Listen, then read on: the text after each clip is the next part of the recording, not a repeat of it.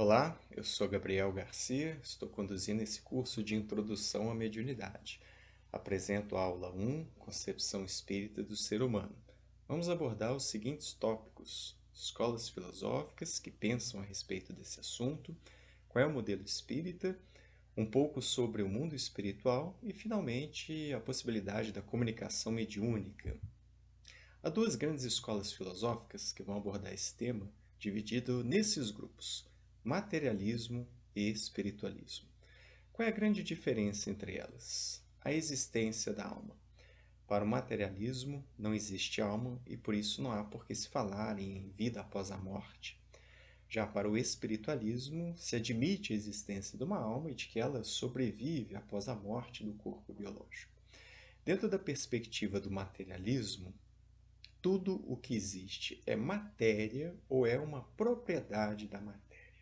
Então, quando se fala sobre mente, por exemplo, se entende de que é apenas o resultado da atividade cerebral e nada além disso. A vida está compreendida entre os fenômenos materiais que acontecem entre berço e túmulo. Já no espiritualismo, a visão é de que existe um elemento que independe da matéria, ao qual se dá o nome de alma, de que essa alma, esse elemento espiritual, guarda propriedades que lhe são peculiares, inclusive a sobrevivência após a morte do corpo biológico. Essa é a grande diferença entre esses dois sistemas de mundo, essas duas grandes visões. Para nós é importante esse entendimento porque o Espiritismo está dentro da escola espiritualista. No Livro dos Espíritos, no frontispício, lá no alto, a gente vê escrito Filosofia Espiritualista. Então vamos abordar as particularidades da doutrina espírita dentro dessa grande escola. Kardec registrou o seguinte: aquele que crê que em nós existe outra coisa além da matéria é espiritualista, que não implica a crença nos espíritos e nas suas manifestações. Então vejam, todo espírita é espiritualista, porque crê na alma e crê que ela sobrevive à morte do corpo físico. Mas nem todo espiritualista é espírita. Existe um particular em ser espírita, que basicamente é formular um entendimento da existência dos espíritos e de que eles conservam a possibilidade de se comunicar através das manifestações mediúnicas com aqueles que ficaram reencarnados. Esse é o grande particular da filosofia espírita. Então estamos dentro dessa grande escola que é o espiritualismo, mas existe esse particular. Cremos nesses espíritos que são individualizados no mundo espiritual, diferente de outras visões, onde ou se perdem na massa ou ficam aguardando o juízo final, por exemplo, mas que conservam essa individualidade, que vão continuar sua vida na sociedade espiritual e que têm caminhos de se comunicar com os encarnados através das manifestações mediúnicas. É claro que existem outras escolas espiritualistas que também admitem a mediunidade, que até mesmo se utilizam dela de maneira recorrente nas suas práticas, nas suas atividades. A doutrina espírita traz isso como um ponto fundamental, mas há outros aspectos também da filosofia espírita que nós não vamos abordar aqui, que ajudam a criar esses outros filtros até particularizar e dar o caráter específico da filosofia espírita. O primeiro marcador mais forte, o que nos interessa nesse curso, é isso, de que os espíritos existem e que conseguem se comunicar com os encarnados através da faculdade mediúnica. Vamos ver em um pouco mais de detalhes esse entendimento espírita a respeito dos elementos gerais do universo. Dentro desse pensamento, a concepção é: existe um Criador e existe a criação. A esse Criador dá-se o nome de Deus, que é mais comum no Ocidente, e a criação é vista composta de dois elementos, que é espírito e matéria. Deus não é o foco da doutrina espírita, não é possível estudá-lo diretamente. Então, é uma necessidade filosófica para explicar as origens, as causas de tudo que existe e de todos os que existem. Também são feitos alguns atributos a essa divindade, mas é o máximo que se faz. A matéria é foco das diversas ciências materiais, física, química, biologia, principalmente, dentre outras, que vão estudar a estrutura, funcionamento do mundo material, as leis que regulam as trocas entre a matéria e por aí vai. O foco da doutrina espírita é a respeito da natureza, da origem dos espíritos, bem como de suas relações com o mundo material. Esse elemento espiritual é o foco da doutrina espírita, é aí que está concentrada as suas atenções e a sua atividade, a especialidade da filosofia espírita. Quando dizemos aqui espírito, fazemos uma referência tanto a nós que já atingimos a condição de humanidade, somos dotados de razão, de livre-arbítrio, que entendemos a finalidade das nossas ações, quanto fazemos uma referência a aqueles indivíduos que ainda estão na fase de princípio inteligente, que estão nas fases evolutivas que antecedem essa condição que nós já alcançamos, mas que também são fruto desse elemento espiritual. São princípios inteligentes da criação também, mas no estado anterior ao que nós já alcançamos presentemente. Alguns detalhes desse modelo espírita para nós, então. Fazemos uma concepção de que podemos estar encarnados ou desencarnados. São as duas condições que podemos estar durante a maior parte do nosso processo evolutivo. Kardec, então, cria um vocabulário específico para a gente entender essas duas condições. Comecemos pensando na pessoa encarnada. Ela é constituída desse conjunto triplo de elementos aí. É uma alma que está revestida de um perispírito ou corpo espiritual, como queiram, e revestido temporariamente de um corpo biológico, de uma organização física. Esse conjunto triplo forma aquilo que chamamos de homem. Essa palavra homem na doutrina espírita, em muitas ocasiões, vai ter esse significado, a palavra que vai se referir aos indivíduos que estão encarnados. No esquema que eu fiz, olhando para a parte do desenho, essa figura circular que está irradiando representa a alma. Vamos explicar o motivo mais à frente. O bonequinho preenchido representa o perispírito e o bonequinho que tem só o contorno que está vazio representa o corpo biológico. Então, ao dizer homem na doutrina espírita, estamos fazendo uma referência à pessoa que está encarnada. E pensar no homem é pensar num sujeito que possui três elementos. É uma alma revestida de um perispírito e de um corpo biológico. Vejam que é a relação de identidade. Eu sou uma alma. Eu não tenho. Eu sou uma alma. E tenho perispírito e tenho corpo biológico. Porque esses dois elementos são derivados daquele elemento material que discutimos no slide anterior. Então essa é a primeira condição que estudamos, que é a que nós vemos de imediato. Mas a outra que existe é eu estar desencarnado. Então, Allan Kardec vai formular a seguinte composição de elementos e a palavra adequada para isso. Quando o sujeito está desencarnado, é uma alma revestida do seu perispírito. Nós vamos estudar o perispírito em uma aula à parte, mais à frente. Vai ter um estudo específico sobre ele. Desencarnado é isso. A diferença para a condição de encarnado é bastante óbvia. Não existe aquele terceiro elemento que é o corpo biológico. Esse aí, pelo processo de morte, foi devolvido ao ciclo da natureza e nós sobrevivemos e carregamos conosco esse corpo espiritual. Esse é um conjunto duplo, novamente a mesma representação. O círculo irradiano está significando a alma e o boneco aí preenchido representando o perispírito. Esse conjunto duplo é chamado de espírito dentro do espiritismo. Atenção com isso. Espírito com E maiúsculo. É por isso que a gente fala, o fulano viu um espírito, o médium escutou um espírito psicografou alguma mensagem, por aí vai. Espírito, com E maiúsculo, dentro do espiritismo, é uma palavra que resume esse conjunto duplo aí, da alma com o seu perispírito. Daqui para frente no curso é assim que nós vamos usar essa palavra, seja através da fala, seja através da escrita. Sempre vai aparecer espírito com E maiúsculo, que significa dizer pessoa desencarnada, de maneira bem direta. Então a gente pode resumir assim: a alma é um ser simples, o espírito é um ser duplo e o homem é um ser triplo. Basta a gente contar ali os elementos que a gente vai perceber qual palavra representa melhor cada uma dessas estruturas e dessas situações. Pois muito bem. Quais são características da alma? A primeira delas é a mais importante, coloquei em destaque em amarelo, que é a imortalidade. Eu, enquanto alma, fui criado em algum momento, de alguma forma, por Deus e existo dali para frente. A minha existência tem um começo, mas não tem um fim. Por isso que não morre. Esse é o elemento mais importante para nós nesse curso, porque é a imortalidade da alma que garante a comunicação mediúnica. Porque sou uma alma que sobrevivo guardando a minha individualidade, que posso falar em comunicação mediúnica. Sou eu a alma que tem a capacidade de pensar, sentir e querer. As dimensões da razão, do sentimento e da vontade são tipicamente da alma. Memória, imaginação, criatividade, duas dimensões ativas e uma passiva.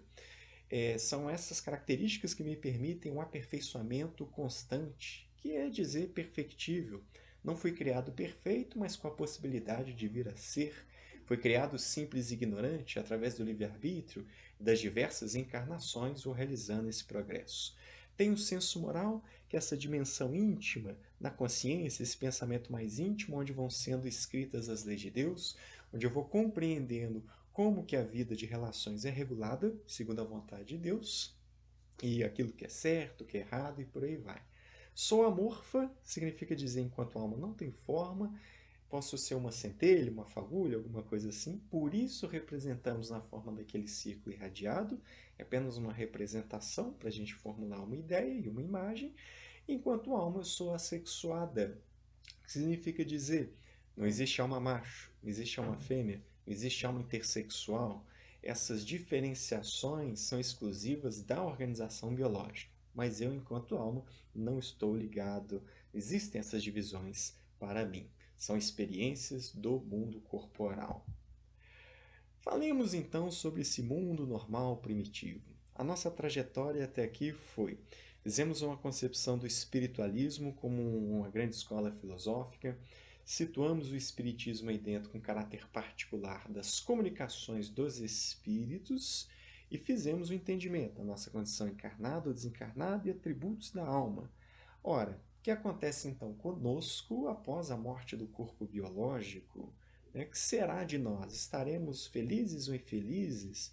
Iremos para algum lugar em específico? Allan Kardec faz essa pergunta. Os espíritos constituem um mundo à parte, fora aquele que vemos? E a pergunta dele é a partir do ponto de vista de um encarnado, obviamente. Quer dizer, e ele está usando espíritos com exal maiúsculo. Veja a coerência. As pessoas desencarnadas constituem um mundo à parte, que nós encarnados não estamos vendo, enxergando? E a resposta é bem direta. Sim, o mundo dos espíritos ou das inteligências incorpóreas. Então nós vamos nos organizar em uma sociedade espiritual. E aí o termo bonito, inteligências incorpóreas, porque o espírito é o princípio inteligente do universo. E, estando desencarnado, apenas não tem o corpo biológico, por isso inteligência incorpórea. Então nós nos organizamos nessa vida no mundo espiritual. Não é uma visão das religiões ocidentais, tradicionais, de céu e inferno, de localizações geográficas onde vamos ser felizes ou infelizes, sofrer penas ou recompensas, mas de uma estrutura que nós criamos dentro dessa variedade que representamos, mas continua essa vida e por isso mesmo há uma organização social que forma o mundo dos espíritos, que nós retomaremos a nossa participação assim que desencarnarmos da presente encarnação. Ora, mas como é estruturada essa vida no mundo espiritual? Porque, enquanto encarnados, nós criamos os nossos mecanismos para organizar essa sociedade. E aqui o poder geralmente está vinculado à política e dinheiro, ou um leva ao outro, ou andam de maneira conjunta, enfim. No mundo espiritual, será que isso acontece também? Kardec indaga. São iguais os espíritos ou há entre eles qualquer hierarquia? Vejam mais uma vez, espíritos com exão maiúsculo, as pessoas desencarnadas, organizando a sociedade no além. Tem hierarquia? É uma pergunta importante porque muitas pessoas que são ingênuas ou ignorantes a respeito da vida espiritual acreditam que os espíritos são todos iguais, ou que há um nivelamento, ou que a morte opera milagres, ou que eles têm poderes sobrenaturais, ou que são todos bons, ou que são todos ruins, enfim, visões que não correspondem à realidade do mundo espiritual. E eis a resposta. São de diferentes ordens, conforme o grau de perfeição que tenham alcançado. Perfeição moral, principalmente, claro, intelectual também. O mundo espiritual tem a sua hierarquia, mas não são mais os elementos de vida material que fazem isso acontecer, mas é o progresso moral do sujeito. Isso vai indicar a sua autoridade no mundo espiritual. Isso é importante compreendermos. De tudo aquilo que construímos na vida material serve para a vida corpórea, exclusivamente. No mundo espiritual, vigora a autoridade moral das criaturas. Preciso compreender, a sociedade dos espíritos é tão variada quanto a sociedade dos homens. Há espíritos muito bons, caridosos, há espíritos perversos, cruéis, há espíritos medianos, assim como nós. Há todo tipo de espírito, com todo tipo de intenção, com todo tipo de inteligência e de virtudes. É fundamental de nós compreendermos nesse curso. Allan Kardec escreveu o Livro dos Médiuns, que é um verdadeiro tratado do tema. E o primeiro capítulo é essa pergunta: há espíritos? Vejam vocês, mais uma vez, a coerência na obra do fundador do Espiritismo, espíritos com exão maiúsculo, fazendo referência aos desencarnados. Pode parecer estranho que ele venha nessa obra escrever um primeiro capítulo perguntando se existem os espíritos. Alguns anos antes ele escreveu uma obra que ele atribui a origem ao além, tanto que ele intitula O Livro dos Espíritos, e agora está perguntando se eles existem. Mas é uma questão de construção lógica do raciocínio. Sem espíritos não há fenômeno mediúnico. Se não existirem os espíritos guardando a sua individualidade e que queiram se comunicar conosco, a gente não vai falar em mediunidade. Se não há espírito, o que é que está se comunicando ali? Nada. Ou esse indivíduo é enganador, ou ele está sendo enganado, ou ele está sendo iludido, ou ele se ilude a respeito do que está acontecendo, ou são manifestações do seu inconsciente, ou é algum tipo de transtorno mental. Qualquer outra explicação valeria, pode até o diabo estar incluído nisso daí. Por isso a necessidade de se falar na existência dos espíritos. Kardec, inclusive, entende que a mediunidade é uma parte experimental que ajuda muito a dar evidências da existência dos espíritos, né, conservando a sua individualidade. E aí ele faz um raciocínio bastante óbvio. Resta agora a questão de saber se o espírito pode comunicar-se com o homem, isto é, se pode com esse trocar ideias. Por que não? Que é o homem senão um espírito aprisionado no corpo? Então aqui ele está fazendo a dimensão filosófica do raciocínio. Uma vez que eu admito de que sou uma alma que sobrevive à morte do corpo físico e que por estar desencarnado, né, eu estou envolvido num corpo espiritual, eu sou um espírito, então se eu sobrevivo, guardo a minha individualidade, qual seria o impedimento de me comunicar com aqueles que permaneceram encarnados? Na sequência do capítulo, desse item, ele vai trazer um particular nisso, nessa questão de guardar a própria individualidade, como que isso pode interferir no sentido de buscar a comunicação mediúnica. Ele levanta o seguinte ponto: pois que as almas estão por toda parte, não será natural acreditarmos que é de um ente que nos amou durante a vida, se acerque de nós, deseje comunicar-se conosco e se sirva para isso dos meios de que disponha? Enquanto encarnados, nós já tentamos fazer isso. Se temos alguma separação de alguém que nós amamos, por um motivo qualquer, a gente busca os meios possíveis de entrar e manter em contato com essa pessoa, né? As cartas de antigamente, os recursos da internet nos dias de hoje, celular, etc. Ora, uma vez que a afeição permanece, o indivíduo desencarnado vai guardar a mesma vontade. Está no mundo espiritual, está numa nova sociedade, mas mantém os vínculos amorosos com aqueles que ainda permanecem encarnados. E, na medida do possível, ele vai manifestar o interesse em se comunicar. Qual é a principal ferramenta de entrar em contato com os que ficaram encarnados? São duas modalidades. Ou o desdobramento do sono biológico, onde quem está encarnado se desdobra e vai ao encontro dessa pessoa, ou a utilização da faculdade mediúnica. Através da mediunidade é possível entrar em contato com essas pessoas, o que é muito natural de acontecer. Se nós guardamos saudade do lado de cá encarnados e buscamos uma oportunidade de entrar em contato com eles, da mesma forma os desencarnados, com a sua saudade, vão tentar entrar em contato conosco também através do fenômeno mediúnico. É o conteúdo dessa primeira aula. Nós nos encontramos na aula seguinte. Forte abraço, fiquem com Deus.